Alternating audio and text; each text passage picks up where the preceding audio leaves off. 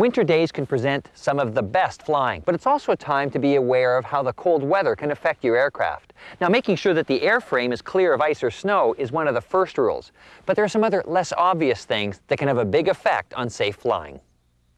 Taking care of your aircraft during the winter months requires special attention on the ground. For example, when overnight temperatures drop to below zero, oil can become too thick for the pump to circulate it. So before starting, the first thing you should do is to preheat your engine to warm the oil and allow it to circulate freely and reduce wear and tear on your engine.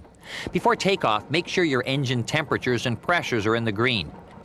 In flight, avoid running the engine for prolonged periods of time at idle RPM. Leave some power on, even on approach, to keep the engine warm. And to ensure your aircraft runs at the proper temperature in flight, consult the pilot's operating handbook for installing the recommended engine baffles. It's also possible to encounter fuel problems in winter.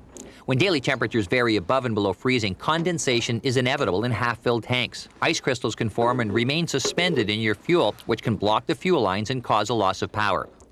To reduce condensation, always top up the tanks after flying.